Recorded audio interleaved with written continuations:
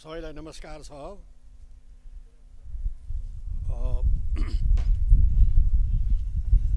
नेपाल भाषा साहित्य तमुजिया 43औं साहित्य सम्मेलन तथा सांस्कृतिक कार्यक्रमका सभापति महोदय, मञ्चमा रहनुभएका श्रद्धेय नारायण मान बिजुक्सेज्यू, वरिष्ठ अधिवक्ता कृष्णप्रसाद भण्डारीज्यू तथा अन्य मञ्चमा रहनुभएका वरिष्ठ महानुभावहरूका साथै सांसद प्रेम सुवालज्यू र मेयर सुनिल प्रजापतिज्यू तथा अन्य सबै महानुभाव दाजुभाइ दिदीबहिनीमा मेरो हार्दिक नमस्कार छ। र मलाई सबभन्दा पहिलेबाट के भन्न मन लाग्यो भनेदेखि चाहिँ अब यो भाषा संस्कृतिको बारेमा चाहिँ के भन्न मन लागेको छ मलाई भन्दाखेरि चाहिँ विश्वको विभिन्न देशको तोकिएको आफ्नै सीमारेखा हुन्छ र त्यस सीमारेखाभित्र स्थायी जनता पनि हुन्छन्, त्यसमा अघि नागरिक पनि हुन्छन्। त्यस्तो नागरिकको आफ्नै भाषा, वेशभूषा, संस्कृति, पहिचान, साहित्य, कला, सङ्गीत आफ्नै प्रकारको हुन्छ भनेर मलाई भन्न मन लाग्यो। र हाम्रो नेपालको पनि आफ्नै प्रकारको आफ्नै पहिचान छ, आफ्नै भाषा छ। त्यसमाथि पनि भक्तपुरको आफ्नै स्पेसल पहिचान छ र भक्तपुरको पहिचान मध्येमा हामीले भन्ने हो भने यहाँको काष्ठकलाका कुराहरू, भाँडाकुँडा निर्माणका कुराहरू, संस्कृति, सांस्कृतिक इभेन्टहरू, जात्राहरू आफ्नै प्रकारको छ भद्रपुरको। र मलाई फेरि के भन्न मन लाग्यो भने यति मात्रै होइन, भक्तपुरको भातगाउँले टोपी जुन हामीलाई लगाइयो, यो भक्तपुरको एउटा आफ्नै मौलिक चाहिँ अब उत्पादन हो। यहाँको हाकुपटासी, त्यसपछि आएर हामी सबैले जान्ने बुझ्ने कुरा हो जुजुधौ। जुजुधौ भन्ने बित्तिकै जहाँ त्यो डोटीतिर जाओस् अथवा ताप्लेजुङ जाओस्, भक्तपुरको जुजुधौ भन्ने कुरा आउँछ। त्यस कारणले गर्दाखेरि र भक्तपुरको आफ्नै पहिचान छ र भक्तपुरले नेपालको संस्कृति, नेपाल राष्ट्रको संस्कृति थामेर बसेको छ। यसलाई विकृत हुन दिएको छैन जस्तो लाग्दछ। र विदेशी पर्यटकहरू भक्तपुरमा यस्ता पुराना कलाकृतिहरू हेर्नको निमित्त चाहिँ आउँछन्। एकजना जर्मन नागरिकले लगभग 14 वर्ष जति अगाडि भनेको कुरा मलाई स्मरण आयो। त्यो जर्मन नागरिकको नाउँ थियो हान्स बेन्जामिन। उसले 14 वर्ष जति अगाडि के भनेको थियो भने नेपाल भ्रमण गर्ने कुनै पनि विदेशीले भक्तपुर अवलोकन गरेन भने त्यो मान्छेले नेपाल भ्रमणै गरेकै हुँदैन। त्यस कारणले गर्दाखेरि भक्तपुरको भ्रमण चाहिँ अभिन्न छ नेपाल भ्रमणको निमित्त भनेको हुनाले मैले यो भन्न खोजेको चाहिँ भक्तपुरको आफ्नै पहिचान छ। यति भनेर म आफ्नो सिमानाको कुरा गर्न लाग्छु। मैले सिमानाको कुराहरूमा म 3टा बुदा मात्रै जान चाहन्छु। एउटा बुदा चाहिँ नेपालको नक्सा कसरी बन्यो अथवा बुच्चे नक्सा, चुच्चे नक्सा कसरी बन्यो भन्नेमा म छोटकरी भन्छु हो कि। अब त्यसपछि दोस्रो विषय म के भन्न चाहन्छु भनेदेखि चाहिँ भारतको प्रधानमन्त्री नरेन्द्र मोदीले हालै हाम्रो अतिक्रमित भूमि गुन्जीको नजिकै आएर पूजापाठ गरेका छन्। अब त्यसबारेमा पनि म छोटकरीमा भन्न चाहन्छु। र अनि अर्को कुरो, केही अगाडि चीनले निकालेको चीनको नक्सामा नेपालको चुच्चे नक्सालाई हालेन। यो सम्बन्धमा पनि म केही भन्न चाहन्छु। सबभन्दा पहिले नेपालको नक्सा नेपाल आफैले बनाउन सुरु गरेको कुराहरू म भन्न चाहन्छु। सबभन्दा पहिले त नेपालले आफ्नो नक्सा आफै बनाएको चाहिँ सम्वत 2018 सालमा जनगणना हुँदाखेरि अब सत्यमोहन जोशी, शताब्दी बाङ्मे पुरुष स्वर्गीय हुनुभयो अहिले, उहाँहरूको अथक प्रयासले जनगणनाको निमित्त 32 जिल्ला भएको थुम प्रगन्ना मौजा भएको नक्सा त्यो बेलामा निकालेको थियो। 32 जिल्लाको हो कि नेपालले नै। त्योभन्दा अगाडि ब्रिटिस इन्डियाले निकाल्थ्यो। ब्रिटिस भारतको नक्सा हुँदाखेरि नेपाललाई पनि सानो टुक्रो पारेर चाहिँ नेपालको नक्सा बनाउँथ्यो। अब त्यसपछि आएर सम्वत 2032मा नेपालको नापी विभागले नक्सा बनाउन सुरु गर्यो। सम्वत 2030मा नेपालमा युएनडिपीको सहायता भएको थियो। सहायता अन्तर्गत त्यहाँ सल्लाहकार पनि आएका थिए। सल्लाहकारमा मिस्टर क्यालोवे भन्ने व्यक्ति पनि आएका थिए।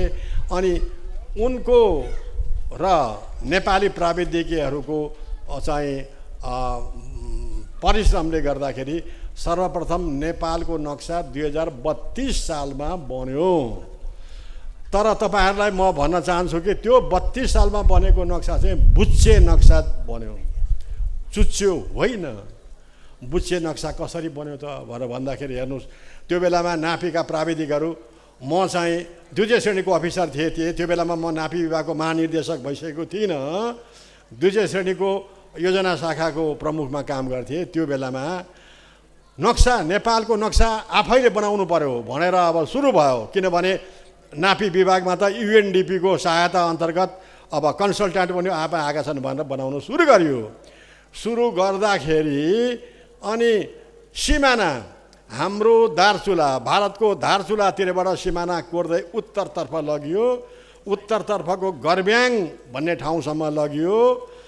अनि अब पूर्वतर्फ हुम्लाबाट सीमारेखा कोर्दै कोर्दै कोर्दै लगभग लिपु लेकसम्मको लगभग टिङ्करको भागसम्म चाहिँ सिमाना कोरेर आयो। आएपछि प्राविधिकहरूलाई चाहिँ कन्फ्युजन भयो। अब सिमाना गर्ब्याङबाट पश्चिमतर्फबाट आएको नदी लिम्पियाधुरा नै अब काली नदी हुँदै लिम्पियाधुरा पुर्याउने कि सिमाना चाहिँ अब गर्ब्याङतिरबाट पूर्वतर्फ आएको लिपुलेक भन्ज्याङबाट आएको एउटा लिपु खोला छ, त्यो लिपु खोलालाई समात्ने भनेर दुविधा पर्यो। दुविधा परेपछि यस्तो खुँडे नक्सा तयार भयो है, ड्राफ्ट। अघि अब कालापानीको छाउछाउसम्म सिमाना पुग्यो दक्षिणबाट, पूर्वबाट हुम्लाबाट सिमाना कोर्दै कोर्दै कोर्दै लगभग टिङ्करको छेउसम्म चाहिँ आयो र बिचमा खुँडे नक्सा बन्यो। अब कसरी लैजाने त भनेर भन्दाखेरि तत्कालीन नापी विभागका तत्कालीन महानिर्देशक अर्जुन बहादुर बस्नेत हुनुहुन्थ्यो। उहाँले टिप्पणी उठाएर अब सिमानालाई कता लैजाने त, पश्चिम लिम्पियाधुरा लाने के कहाँ लाने भनेर टिप्पणी उहाँले उठाउनु भयो। टिप्पणी नारायण एठी राजदरबारमा गयो। 4-5 महिनासम्म पनि त्यो फाइल फिर्ता आएन। नआएपछि बस्नेतले, त्यो बेलामा मेरो बस हुनुहुन्थ्यो, उहाँ महानिर्देशक हुनुहुन्थ्यो, उहाँले दरबारमा ताकिदा गर्नुभयो। ताकिदा गर्दाखेरि दरबारबाट भनियो त्यो त तत्कालीन शाही नेपाली जङ्गी अड्डा भद्रकालीमा त्यो फाइल गएको छ भनेर भन्यो। अनि हाम्रो महानिर्देशक बस्नेतले त्यो फाइल ताकिदा गरेर लिएर आउनुभयो। ताकिदा गरेर दरबार हुँदै लिएर आउनुभयो। त्यो दरबार हुँदै ल्याएको टिप्पणी सदरमा के रहेछ भने, अब अहिलेलाई गर्ब्याङभन्दा उत्तरतर्फबाट सिमाना कालापानीलाई नेपालतर्फ पारेर सिमानालाई लिपुलेक भन्ज्याङ, पूर्वतर्फ लिपुलेक भन्ज्याङतिर लैजाने भनेर निर्णय भएको रहेछ। र अनि त्यही फाइलमा चाहिँ लिम्पियाधुराको सम्बन्धमा पछि कुराकानी गर्दै गर्ने भारतसँग भन्ने कुरा भएर अनि नक्सा बन्यो है। 2032 सालमा बुच्चे नक्सा बन्यो हो कि। अब यो यसरी नक्सा बनेर आएको छ। अब नक्सा बनेर आउँदाखेरि अब बजारमा कतिपय बेलामा के पनि कुरा निक्लन्छ, सायद यही पनि आज यही मञ्चमा पनि कुरा निक्ल्यो होला।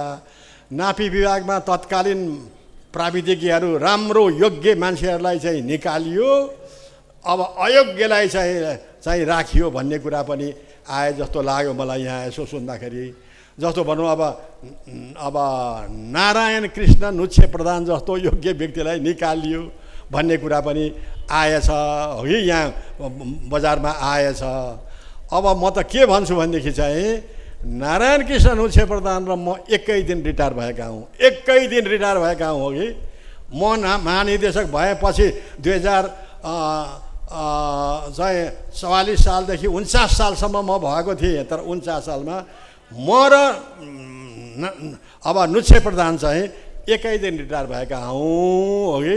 तर अब मैले यहाँ भन्न खोजेको चाहिँ मेरो पालोमा त्यसरी कसैलाई पनि पार्सियलिटी गरेर योग्य मान्छेलाई निकालिएको थिएन र तर मभन्दा अगाडिका महानिर्देशकले अब दरबारबाट नै त्यसरी आएपछि बुझ्चे नक्सा चाहिँ तयार भएको थियो। तर त्यो बुझ्चे नक्सालाई 2077 साल जेठ 7 गतेको दिन नेपाल सरकारले संविधान संशोधन गरेर संसदको बहुमतबाट पास गरेर राष्ट्रपतिको लाल मोहर लगाएर चुच्चे नक्सा प्रकाशित गर्यो। चुच्चे नक्सा भनेको लिम्पियाधुराबाट आएको नदीलाई काली नदी मानेर, सुगौरी सन्धिको काली नदी मानेर नक्सा बनाएपछि अनि अब त्यो नक्सा अनुसार चाहिँ पूर्वतर्फको लिपुलेक, त्यसपछि आयो नाभिडाङ, त्यसपछि कालापानी, त्यसपछि गुन्जी, त्यसपछि पश्चिमतर्फको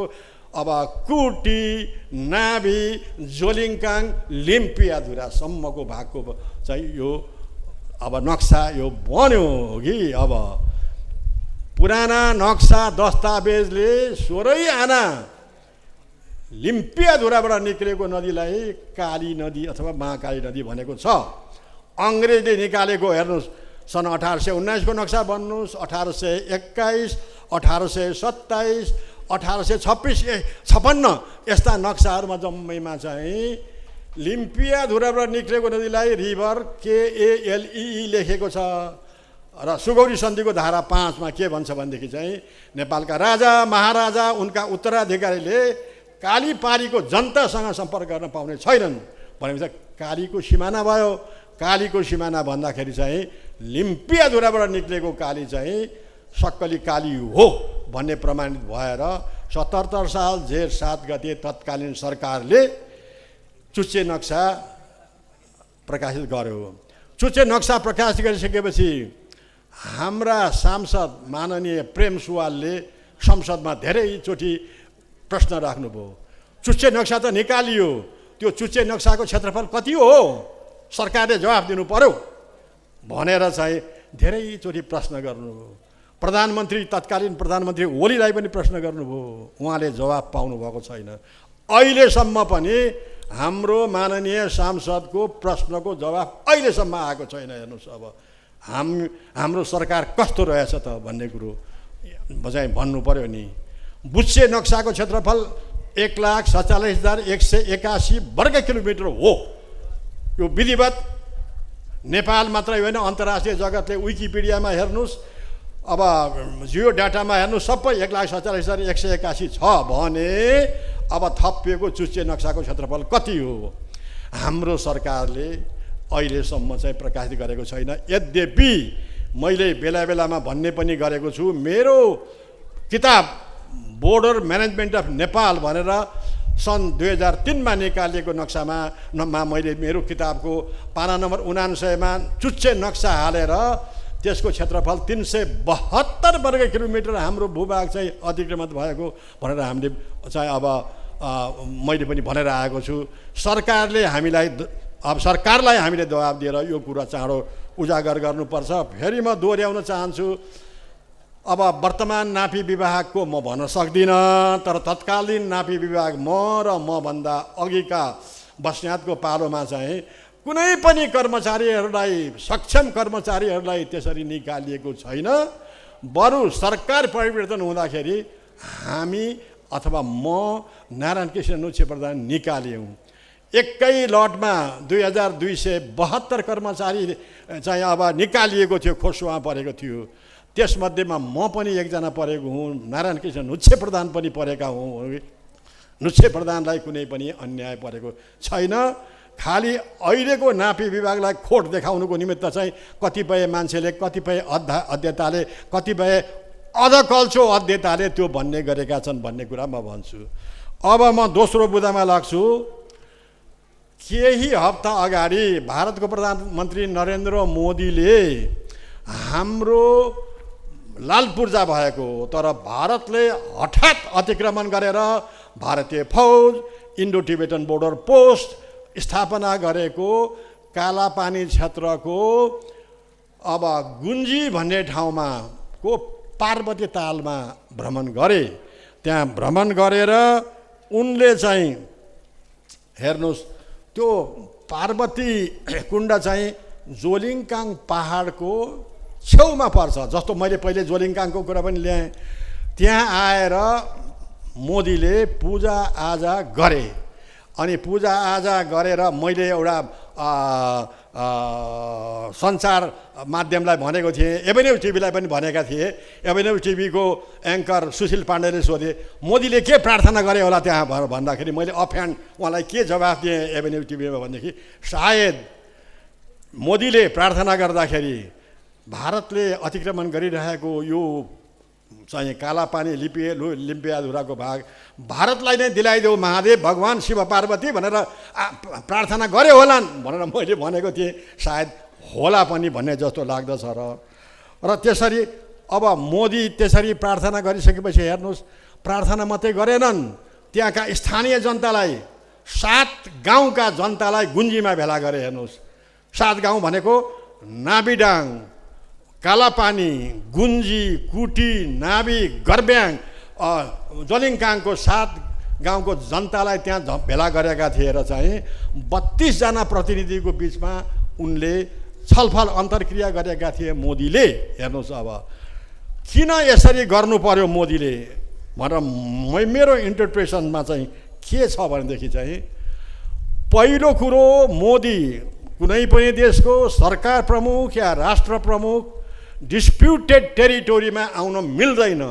डिप्लोमेटिक नर्मको चाहिँ विपरीत हो त्यो। हेर्नुहोस् अब डिस्प्युटेड ल्यान्ड, किनभने हाम्रो लाल पूर्जा भएको जमिन भारतले अतिक्रमण गरेको हुनाले कतिपयले डिस्प्युटेड भनेको हुनाले मैले डिस्प्युटेड शब्द यहाँ प्रयोग गरेँ। त्यो त 16 आना हाम्रो नेपालको सम्प्रभुता भएको जमिन हो।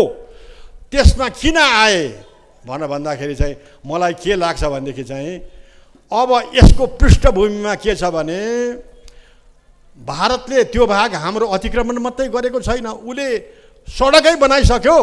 उसको पिथौरागढदेखि लिएर अनि त्यसपछि आएर गुन्जी हुँदै नाबिडाङ हुँदै लिपुलेकसम्म त सडक बनाइसक्यो, पक्की सडक बनाइसक्यो त्यो मानस सरोवर जानको निमित्त। र अनि राजनाथले भारतीय रक्षा मन्त्री राजनाथले कोभिड-19 को प्रकोपमा पनि तामझाम गरेर त्यो भर्चुअल उद्घाटन गरे। त्यस्तो भर्चुअल उद्घाटन गरेकोमा अहिले आएर मोदीले भ्रमण गर्यो किन त भनेर भन्दाखेरि चाहिँ त्यो क्षेत्र भारतको भनेर अब पक्कामाथि झन् पक्का गर्नको निमित्त मोदी आएको हुनुपर्छ। अर्को शब्दमा भन्ने हो भने हेर्नुहोस् अब कि मोदीले त्यो क्षेत्रमा ताल्चामाथि ताल्चा लगाएर, ताल्चामाथि भोटे ताल्चा, हेर्नुहोस् ताल्चा मात्रै होइन ताल्चामाथि भोटे ताल्चा लगाएर नेपालीहरूलाई त्यहाँ पस्न नदिनुको निमित्त चाहिँ अहिले यहाँ आएको हो। म भनौँ अब कूटनीतिक सम्बन्धी अध्ययन गर्ने मान्छे त होइन, तर म के भन्छु भने कूटनीतिक आचरणले यो मिल्दैन। जस्तो भनौँ न UN चार्टरको अब आर्टिकल 33(1) ले यो मिल्दैन। डिस्प्युटेड एरियामा शान्ति तरिकाले समाधान गर्नुपर्छ। दुवै पक्षले भनौँ अब आह्वान गर्न सक्छन्, युएनले चाहिँ अब नेगोसिएसन गर्न सक्छ, यो अब डायलग गराउन सक्छ भन्ने छ कि। तर डिस्प्युटेड क्षेत्रमा त्यसरी एकतर्फी तरिकाले आउनु हुँदैन भनेर भन्नेमा यसलाई भायोलेट गरेर आयो। अर्को म तपाईँलाई एक्जाम्पल दिउँ, भारतको प्रधानमन्त्री मनमोहन सिंह प्रधानमन्त्रीको भएको बेलामा उसले भारतको अरुणाचल प्रदेशमा भ्रमण गरे। सन् 2014 को कुरा हो। हेर्नुहोस् अब जब भ्रमण गरेको अरुणाचल प्रदेशमा भारतीय प्रधानमन्त्री मनमोहन सिंहले भ्रमण गरेको चाल पाएपछि चीनले स्ट्रङ प्रोटेस्ट नोट भारतलाई दियो। के भनेर दियो भनेदेखि चाहिँ यसरी त्यो अरुणाचल प्रदेशको 90,000 वर्ग किलोमिटर भूभाग हामी चीनले दावा गरिरहेका छौँ। त्यस्तो दावा गरेको ठाउँमा डिस्प्युटेड एरियामा भारतीय प्रधानमन्त्री आएको हुनाले गर्दाखेरि यो लज्जित कुरो हो। यस्तो डिप्लोमेटिक नर्म भारतीय प्रधानमन्त्रीले यसलाई भङ्ग गर्नु हुँदैन। आगामी दिनमा उसले सबक सिकोस् भनेर त्यो बेलामा चीनले विज्ञप्ति जारी गरेको थियो। तर त्यो विज्ञप्तिलाई पनि, चीनको विज्ञप्तिलाई धोती लगाएर मोदी अहिले हाम्रो भागमा आए। अब मलाई के भन्नु मन लाग्यो भने मोदी आइसक्यो, उनीहरूले भारतीयले सडक बनाइसक्यो, इन्डो टिबेटन बोर्डर पुलिस छ, त्यहाँका इन्डियन प्यारामिलिट्री पोस्ट छ। अब त्यस्तो भागमा अब नेपालले के गर्ने? 62-63 वर्ष भइसक्यो हाम्रो मिचिएको सिमाना, त्यहाँको नेपालले के गर्ने? हाम्रो प्रधानमन्त्रीहरू भारत जान्छन्, केही बोल्दैनन्, चाइचुई बोल्दैनन् त्यो बारेमा। अघि भर्खर पनि हाम्रो वर्तमान प्रधानमन्त्री पुष्पकमल दाहाल जानुभयो, कुरा उठाउनु भएन। हेर्नुहोस्, अब चुक्क पनि गर्नु भएन। अघि अब मलाई धेरैले सोध्छन् किन उठाउँदैनन् हाम्रा प्रधानमन्त्रीहरू यो कुरा छिमेकीसँग भन्दाखेरि मलाई लाग्छ सायद आफ्नो कुर्सी ढलपल होला भनेर नउठाएको होलान्। पुष्पकमल दाहालले पनि यही कारणले नउठाएको होला। र भारतले नेपालको प्रधानमन्त्रीको चाहिँ अब कुर्सी ढलपल पार्दो रहेछ। नेपाल त सार्वभौम सत्ता सम्पन्न देश हो नि, युनाइटेड नेसन्सको चाहिँ अब मेम्बर देश हो नि। यसरी भारतले हाम्रो सरकारको कुर्सी ढालिनु पर्ने हो र ढालिनु नहुने? तर हाम्रा नेता यस्ता छन्। किनभने म एउटा इक्जाम्पल दिन्छु। केही महिना अगाडि प्रितम सिंहको एउटा पुस्तक हाम्रो प्रधानमन्त्री पुष्पकमल दाहालले विमोचन गर्नुभयो। प्रितम सिंह भनेको नेपालमा काठमाडौँमा पहिले ट्रक ल्याउने व्यक्ति हुन् उनी। अघि उनको पुस्तक विमोचन गर्दाखेरि हाम्रो प्रधानमन्त्री बालवाला प्रधानमन्त्री दाहालले के भने भनेदेखि प्रितम सिंहले मलाई धेरै मद्दत गरेको छन्। म देश बाहिर हुँदा पनि देशभित्र हुँदा पनि, र मलाई प्रधानमन्त्री बनाउन प्रितम सिंह बेला बेलामा भारतमा गएका थिए। हेर्नुहोस् त हाम्रो प्रधानमन्त्रीको भनाइ। प्रधानमन्त्री बनिनलाई प्रितम सिंह जस्तो मान्छेलाई पठाएर चाहिँ अब यो क्यानभासिङ गर्दो रहेछ भारतसँग। कस्तो देश हाम्रो! हामी सार्वभौम सत्ता सम्पन्न देश होइनौँ। हाम्रो प्रधानमन्त्री बालवाला प्रधानमन्त्री भन्नलाई यस्तो भन्न लाज लाग्दैन? हामीले समेत यो कुरा उठाएको हुनाले उहाँले क्षमा त माग्नुभयो, मिडियामा क्षमा त माग्नुभयो, तर गल्ती गरिसक्नुभयो, मान्छेको ज्यान लिइसक्नुभयो। अब कहाँबाट क्षमा हुन्छ? यो कुरा यस्तै आफ्नै ठाउँमा छन्। र अब मलाई के भन्नु मन लाग्यो भने एउटा मेरो मोटो दिमागले अब भारतले त्यो भाग नछाड्ने भयो, ज्यान गए पनि नछाड्ने भयो। अब नेपालले के गर्ने? तपाईँ हामीले के गर्ने? हाम्रो सरकारले के गर्ने? यस सम्बन्धमा म अन्तर्राष्ट्रिय सीमाको अध्येता भएको हुनाले इन्टरनेसनल बाउन्ड्री प्रिन्सिपलले के भन्छ भनेदेखि चाहिँ कुनै दुईटा देशको बिचमा सीमा सम्बन्धी झगडा विवाद पर्यो भने त्यसलाई सुल्झाउने 4-5वटा स्टेपहरू छन्। पहिलो स्टेप चाहिँ हो डायलग, डिस्कसन, नेगोसिएसन। वार्ता, आपसी समझदारी र नेगोसिएसन नै हो पहिलो। यसरी मिलेन भनेदेखि चाहिँ मेडिएसन, आर्बिट्रेसन, मध्यस्थ खोज्ने, मध्यस्थता गराउने दोस्रो हो कि। तेस्रो भनेको चाहिँ युनाइटेड नेसन्सको सिक्युरिटी काउन्सिलमा चाहिँ समावेदन गर्ने अब नेपालले। युएन चार्टरको 33, 32, 34मा पनि यो कुराहरू लेखिएको छ कि। चौथो भनेको चाहिँ अब इन्टरनेसनल कोर्ट अफ जस्टिस, अन्तर्राष्ट्रिय न्यायिक अदालतमा जाने हो कि। मलाई अब यहाँ भन्न मन लाग्यो, समय धेरै छैन कि कसरी समाधान गर्ने त? छिमेकीसँग यसरी हामी बस्दाखेरि पनि बेला बेलामा झगडा गर्दाखेरि पनि अप्ठ्यारो पर्छ। बेला बेलामा भारतले नाकाबन्दी लगाएको छ, 4 चोटि नेपाललाई नाकाबन्दी लगाइसक्यो हो कि। तर हाम्रो देश स्वतन्त्र देश हो नि। यसरी कसरी मिलाउने त भन्दा मेरो एउटा स्कुल अफ थट अहिले यहाँहरूलाई पनि म भन्न चाहन्छु। स्कुल अफ थट, त्यो स्कुल अफ थटमा चाहिँ सबभन्दा पहिलो चाहिँ भारतसँग वार्ता गरेरै छलफल गरेरै टुङ्ग्याउनु पर्छ। वार्ता र छलफल गर्दाखेरि नेगोसिएसन पनि गर्नुपर्छ। नेगोसिएसन्सलाई नेपालीमा के भन्छ? अब अब यो सौदाबाजी भनौँ न, अब लेनदेन भनौँ, सौदाबाजी गरेर पनि चाहिँ समाधान गर्न सकिन्छ। अब यो अन्तर्राष्ट्रिय सीमा सिद्धान्त अनुसार नेगोसिएसनको पनि 2-4 प्रक्रिया छ। हेर्नुहोस्, अब त्यो नेगोसिएसन अन्तर्गत सबभन्दा पहिलो चाहिँ छ स्वापिङ अफ ल्यान्ड, जमिन सट्टापट्टा स्वापिङ गरेर एउटा। दोस्रो लिजमा दिएर, अघि 50-100 वर्षको लिजमा दिएर। तेस्रो छ अब त्यसपछि भरिभराउ, कम्पेन्सेसन भरिभराउ गरेर एकमुष्ट 90 खरब पैसा लिने, अथवा भनौँ न यस्तो छ। यसमध्येमा मेरो स्कुल अफ थट चाहिँ अहिले के भन्छ भनेदेखि चाहिँ स्वापिङ अफ ल्यान्ड गऱ्यो भने कसो होला। यहाँ विद्वत वर्ग पनि धेरै हुनुहुन्छ, म यो मेरो एउटा स्कुल अफ थट है, अन्य विद्वानको अर्को स्कुल अफ थट होला। अघि कतिपय विद्वान के भन्छ भनेदेखि जमिन सट्टापट्टा गर्नु हुँदैन, 1 इन्ची पनि आफ्नो जमिन छिमेकीलाई दिनु हुँदैन, छिमेकीको 1 इन्च जमिन पनि लिनु हुँदैन, चाहे त्यो रगतको खोलो बगोस्। यो एउटा स्कुल अफ थट, यो गर्ने कि नगर्ने विद्वत वर्गमा मैले यहाँ भन्न खोजेको हो कि।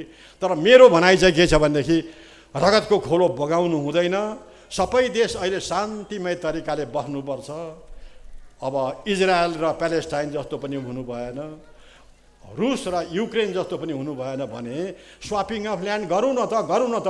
यदि स्वापिङ अफ ल्यान्ड गर्ने, जमिन सट्टापट्टा गर्ने भयो भने मेरो प्रस्ताव, एउटा मोटो प्रस्ताव के छ भने हाम्रो अब कालापानीको क्षेत्र 372 वर्ग किलोमिटर मध्ये 310 वर्ग किलोमिटर भारतलाई दिने।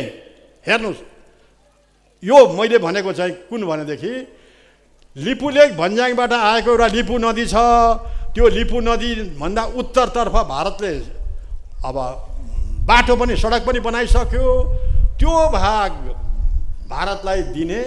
बाँकी रहेको 62 वर्ग किलोमिटर भनेको अब कालापानीको भाग, टिङ्करसम्मको भाग हामी नेपालीले राख्ने, 372 मध्येमा 310 मात्रै दिने भारतलाई। अब नेपालले त्यो कालापानीको बदलामा कुन जमिन लिने त भन्दा मैले यहाँ कुरा फ्लोट गर्छु। एउटा मेरो कुरो अब नराम्रो पनि हुनसक्छ, नमिठो पनि हुनसक्छ, अधुरो पनि हुनसक्छ।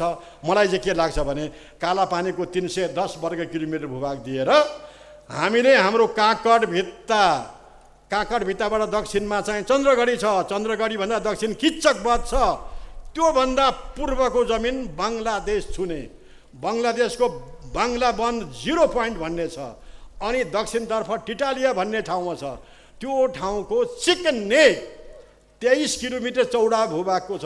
त्यो चिकन नेकको भाग चाहिँ हामीले नेपालले पायौँ भने त्यो कालापानीको 310 वर्ग किलोमिटरमै भूभाग चाहिँ नेपाल लो मरिगा खा त मुरा खा भनेर दिएर यो लियौँ भने बङ्गलादेशसम्म हाम्रो भूमि पुग्यो भनेदेखि त बङ्गलादेशको मङ्गला बन्दरगाहसम्म त हामीले त अब सहजता पाउँछौँ नि त। अहिले कलकत्ताको हल्दिया अब भारतको विशाखापट्टनममा ल्याएका सामान हाम्रो व्यापारीहरूले कति अब अप्ठ्यारो झेल्नु परेको छ, डिमरेज तिर्नु परेको छ, भनेको बेलामा सामान दिँदैनन्। यो त दूर हुन्छ नि भनेर हाम्रो नेपालको सिमाना तेस्रो देश बङ्गलादेशसँग पनि जोडिने थियो नि त भन्ने मेरो एउटा यो विचार छ। यहाँलाई कस्तो लाग्छ अघि?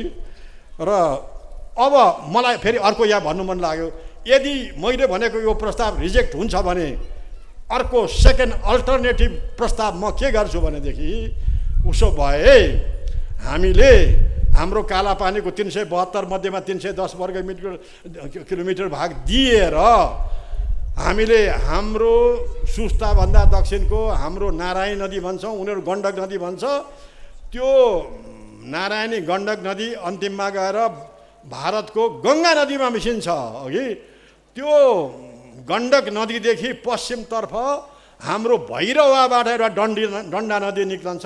त्यो डन्डा नदी निक्लिएर चाहिँ भारतको अब चाहिँ अब नदीमा मिसिन्छ, अनि त्यो नदी चाहिँ फेरि गएर चाहिँ अब गङ्गा नदीमा मिसिन्छ। यो भाग भनेको हाम्रो गण्डक नारायणीको भागदेखि अब रूपन्देहीको भैरवा दक्षिणको भागको एक भाग हामीले लियौँ भनेदेखि सट्टापट्टा हुन्थ्यो कि, तर मेरो यसमा एउटा रिजर्भेसन छ।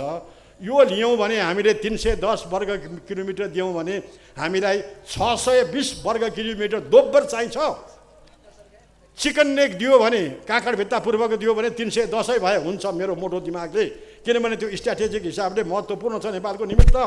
तर यो गण्डकभन्दा पश्चिमको दियो भनेदेखि चाहिँ हामीले डबल लिन सक्नुपर्छ, डबल।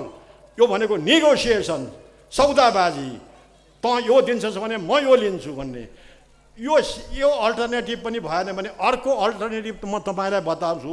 उसो भए हामीले अब भारतले यो दिन मानेन भनेदेखि के गर्ने त भन्दाखेरि हाम्रो दाङ, कपिलवस्तु र रूपन्देहीभन्दा दक्षिणको समतल भूभाग, गोन्डा, भारतको गोन्डा लगायतको भाग चाहिँ अब हामीले डबल 620 वर्ग किलोमिटर भूभाग हामीले लियो भने हुन्छ कि? यो सेकेन्ड अल्टरनेटिभ है। अब सेकेन्ड के थर्ड भयो, यो थर्ड अल्टरनेटिभ भयो। अब फोर्थ अल्टरनेटिभ पनि म भन्छु कि अब यो कुनै पनि मानेन भारतले भनेदेखि हामीले अब भारतको हल्दिया बन्दरगाह नजिकै इस्ट मिदनापुर, वेस्ट मिदनापुर अनि टोलकपुर भन्ने छ, त्यो क्षेत्रको 620 वर्ग किलोमिटर भूभाग लिएर हल्दिया एयरपोर्ट हामीले पनि उपयोग गर्न पाउने, भारतले पनि उपयोग गर्न पाउने, यसरी कालापानी दिएको डबल रूपमा लियो भने हुन्छ कि भनेर मैले यो वैकल्पिक कुराहरू यहाँ फ्लोट गरेको छु। यहाँ मैले धेरै विद्वानहरू पनि देखिराखेको छु। हाम्रो अब नेपाली सेनाका रिटायर्ड मेजर जनरल पनि यहाँ अगाडि हुनुहुन्छ अघि। उहाँहरूसँग यसरी विचारको आदान प्रदान गर्दाखेरि कुन ठिक हुन्छ। र मैले यो भन्न खोजेको चाहिँ के भनेदेखि चाहिँ अब मोरो भारतले कालापानी नछाड्ने भयो भनेदेखि यो अब अर्को स्कुल थप होइन, हामीले लड्नुपर्छ, हामीले नदेखि हाम्रो छोरो नातिले पनि लड्छ भन्ने हो भने त्यो अर्कै स्कुल अफ थट हो। अब यसमा म यो कुरो यहाँ अन्तिम गर्छु। अब के होला, मेरो विचार सबै सत्य कुरा ठिक हो भन्ने छैन। तेरो कुरा 100% बेठिक भन्ने मान्छे पनि आउनुपर्छ। बेठिक भन्नेले यो कारणले लजिक, टेक्निकल फ्याक्ट के हो त्यत्तिकै ठिक छैन भन्न पाइँदैन। यो कारणले ठिक छैन तेरो। सेकेन्ड अल्टरनेटिभ यो अहिले मान्दैन। फर्स्ट अल्टरनेटिभ चिकन नेक भारतले मान्दैन, किनभने भारत दुई टुक्रो हुन्छ भनेर भन्ला कोही विद्वता पनि भन्छ। ए हजुर, अमेरिका पनि त दुई टुक्रा छ नि त। अमेरिकाको अलास्का भन्ने क्यानाडा पार भएर अलास्का जानुपर्छ। हेर्नुहोस्, अमेरिकाको पनि त त्यस्तो छ नि त। भारतले मान्यो भनेदेखि आसाम अलग्गै राखे हुन्छ, मान्नुपर्छ नि त। उसले हाम्रो त कालापानी लिएको छ नि त, त्यो कुरो छ अघि। जस्तो अर्को इक्जाम्पल हेर्नुहोस्, पोर्चुगलको जमिन मुम्बईमा थियो, गोवामा। पोर्चुगिजहरूको ले भोग गरेको राज्य गोवा, इन्डियाको गोवामा थियो, पोर्चुगलले पछि छोड्यो होइन। यस्ता धेरै इक्जाम्पलहरू छन् अघि। स्वापिङ अफ ल्यान्डमा पनि धेरै छ हेर्नुहोस्। अब स्वापिङ अफ ल्यान्डको इक्जाम्पलहरू पनि धेरै छ हेर्नुहोस्। जस्तो भनौँ, अब मैले यहाँ सानो टिपेर ल्याएको छु, युरोपको सर्बिया र कोसोभोको बिचमा पनि जमिन सट्टापट्टा गरिएको छ। यो 1992 को कुरा हो। नेदरल्यान्ड र बेल्जियमको बिचमा पनि मेउज क्षेत्र सट्टापट्टा गरेको छ। फिनल्यान्ड, स्विडेन सन् 2016 चाहिँ सट्टापट्टा गरेको छ। इन्डिया र बङ्गलादेशले पनि जमिन सट्टापट्टा गरेको छ। हेर्नुहोस्, अब सन् 2015 नरेन्द्र मोदी बङ्गलादेशको भ्रमण गर्यो। गर्दाखेरि भारतले 51वटा इन्क्लेभ बङ्गलादेशलाई दियो, बङ्गलादेशले 111वटा इन्क्लेभ चाहिँ भारतले 111वटा बङ्गलादेशलाई दियो है। भारतले 111वटा इन्क्लेभ बङ्गलादेशलाई दियो, बङ्गलादेशले 51वटा इन्क्लेभ भारतलाई दिएर यसरी स्वापिङ अफ ल्यान्ड गरेर चाहिँ अब समस्या सुधारेको थियो बङ्गलादेश र भारतले भने। भारत र नेपालको बिचमा पनि स्वापिङ अफ ल्यान्ड त हुन सक्दो रहेछ त नि भन्ने कुरा एउटा इक्जाम्पल भयो। अझ एउटा मैले बिर्सेछु, अब नेपालकै कुरा थप्छु है एकचोटि। नेपाल र ब्रिटिस इन्डियाको बिचमा पनि स्वापिङ अफ ल्यान्ड भएको थियो। हाम्रो कञ्चनपुरभन्दा दक्षिण अब शारदा ब्यारेज, अहिले जहाँ शारदा ब्यारेज बनेको छ त्यो नेपालको भागमा बनेको छ। सन् 1920मा स्वापिङ अफ ल्यान्ड गरेर नेपालको भागमा शारदा ब्यारेज बन्यो। अनि त्यसपछि त्यसको बदलामा नेपालले बर्दियाको राजापुर क्षेत्रमा जमिन पायो, अनि बर्दियाको कोइलावासा क्षेत्रमा पनि जमिन पायो। स्वापिङ अफ ल्यान्ड त चलेकै छ। म पानी खान्छु है, एक मिनट। मैले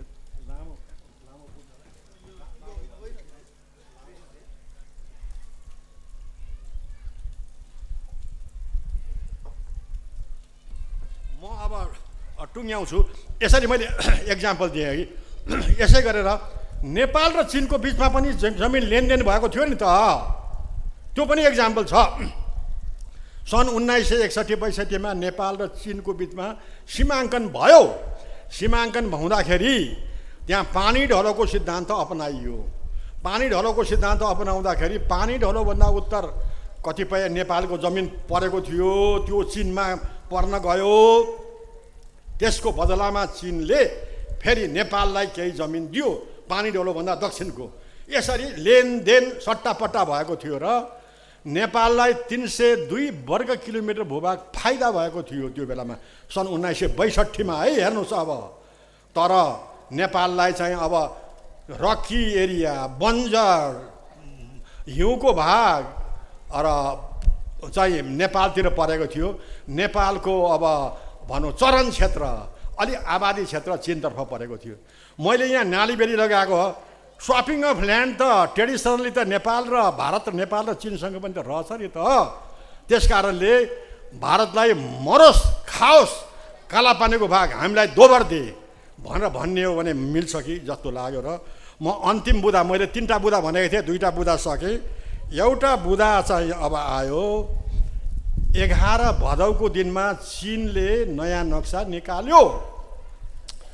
त्यो नयाँ नक्सामा हाम्रो चुच्चे नक्सालाई नहालिकन बुच्चे नै पारेर चाहिँ सीमा कोरिदियो। हेर्नुहोस् अब चिनले है, हेर्नुहोस् अब त्यही नक्सामा भनौँ अब चिनले भारतले ओगटेको अरुणाचल प्रदेशको 90,000 वर्ग किलोमिटर भूभाग अब चिनतर्फ पार्यो, साउथ टिबेट भनेर पार्यो। त्यसपछि आएर ताइवानलाई ख्यार्लाप्प आफै नक्सामा हाल्यो। अब साउथ सी एरियाको फिलिपिन्स, भियतनाम, मलेसियाले दावा गरेको भूभाग पनि ख्यार्लाप्प चिनकैतिर हालेर। ए बाबा किन यसरी हाल्यो?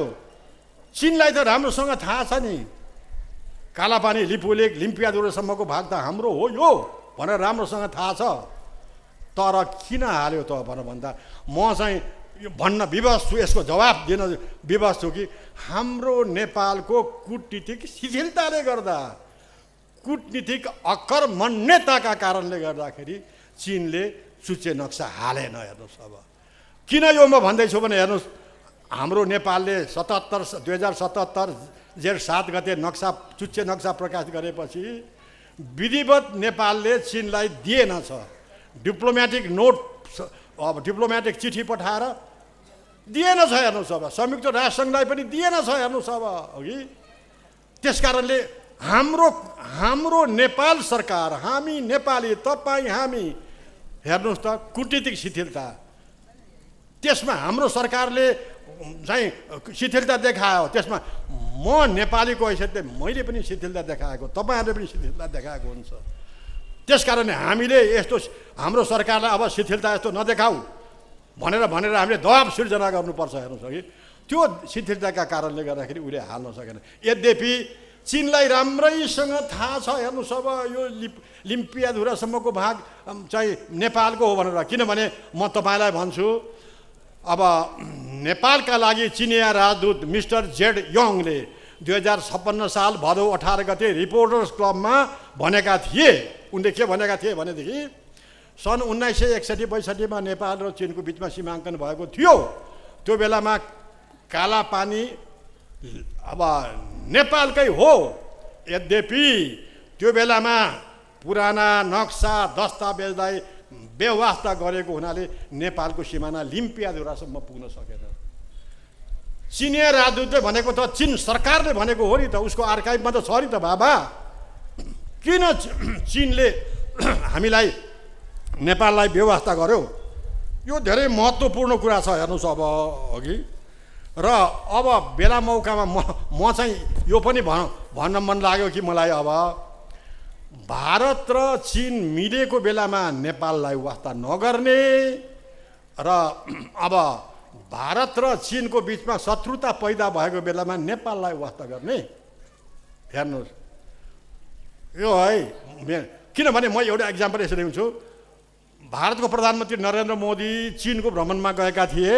भारत र चीनको बिचमा 2015 सनको मे 15 का दिनमा लिपुलेख भन्ज्याङबाट ती दुई देशले व्यापार वाणिज्य अभिवृद्धि गर्ने भनेर भन्यो। ए बाबा, भारतले त बिर्सेको थियो अब लिपुलेख नेपालको हो भनेर, तर चीनले किन बिर्स्यो? भारतसँग अब साँठगाँठ मिल्दाखेरि चाहिँ चीनले पनि नेपाललाई त बिर्सदो रहेछ नि त, होइन? त्यस कारणले गर्दाखेरि अब यो कुरा हामी सजग हुनुपर्छ। हेर्नुहोस् अब यी कुराले गर्दाखेरि हामीले चाहिँ राम्रोसँग सम्झाउन सक्नुपर्छ। र अन्तिममा सीमा भनेको राष्ट्रको एकदम अपरिहार्य तत्त्व हो। अब हाम्रो नेपालको सिमाना 1,47,181 वर्ग किलोमिटर छ। यद्यपि चुच्चे नक्साको चाहिँ भाग कति भनेर हाम्रो सांसद प्रेम सुवालले अहिलेसम्म जवाफ पाउन सक्नुभएको छैन। अघि त्यो भागमा 1,47,181 प्लस मध्येमा 10,000 वर्ग किलोमिटर भूभाग हाम्रो मिचियो भने नेपालको 3 लाख जनता विदेशी बासिन्दामा परिणत हुन्छ। बेला मौकामा नेपालको सिमाना सङ्कुचित हुँदै हुँदै आयो भने एक दिन विश्व मानचित्रबाट ग्लोबबाट नेपालको सिमाना नै हरायो भने हामी तपाईँको अस्तित्व जान्छ। त्यसकारणले सीमा भनेको संवेदनशील तत्त्व हो। 1 वर्ग किलोमिटर भूभाग पनि मिचिन दिनु हुँदैन। यद्यपि सिद्धान्त अनुसार स्वापिङ गर्ने नगर्ने भन्ने कुरा आफै छ। त्यसैले हामी तपाईँ सबै मिलेर हाम्रो सरकारलाई चाहिँ अब कान खोल्न लाउनुपर्छ। कुरा गर, सिमानाको कुरा गर। हाम्रो प्रधानमन्त्री पुष्पकमल दाहाल अब जानुभयो, के अरे चीन पनि जानुभयो, त्यहाँ पनि कुरा गर्नु भएन। ए बाबा, यो लिम्पियाधुरासम्मको भाग त त्रिदेशीय बिन्दु भयो नि त। अब जुन चाहिँ ठाउँमा नेपाल, भारत र चीनको सिमाना भेट हुन्छ, चीनसँग पनि किन कुरा गर्न सक्दैन हाम्रो सरकार? है, त्यस कारणले गर्दाखेरि हामीले त चीनलाई पनि भन्नु पर्यो। यो तिनै देशको क्षेत्र भएको हुनाले हामी आपसमा मिलेर यसमा कुराकानी गरेर मिलौँ, अन्तर्राष्ट्रिय सीमा सिद्धान्त अनुसार हामी मिलौँ भनेर चीनलाई पनि हाम्रो भन्न सक्नुपर्ने भयो। चीनले पनि हेर्नुहोस्, कालापानीको बारेमा जहिले पनि चीनले भनिरहन्छ अब यो कालापानीको मामला चाहिँ भारत र नेपालको मामला हो, यसलाई सौहार्दपूर्ण तरिकाले सुल्टाउनुपर्छ। जहिले पनि सुगा रटाई। तर कालापानीको क्षेत्र नेपालकै हो भनेर चीनले किन भन्दैन अहिलेसम्म? यद्यपि चिनिया राजदूतले भनेको छ। त्यसकारणले हामीले जनदबाव सृजना गरेर चीनलाई पनि भन्न लाउनु पर्यो, लिम्पियाधुरासम्मको भाग हाम्रै हो, नेपालकै हो भनेर यो जनमत सृजना गर्ने काम भक्तपुरबाटै सुरु गर्नुपर्छ। र भक्तपुरबाट सुरु गरेको यो अभियानले देशव्यापी कुरो लियो भने यसले राष्ट्रको निमित्त ठुलो देन दिन्छ भन्ने कुरा भन्दै म यहाँहरू समक्षबाट बिदा माग्छु। धन्यवाद, नमस्कार।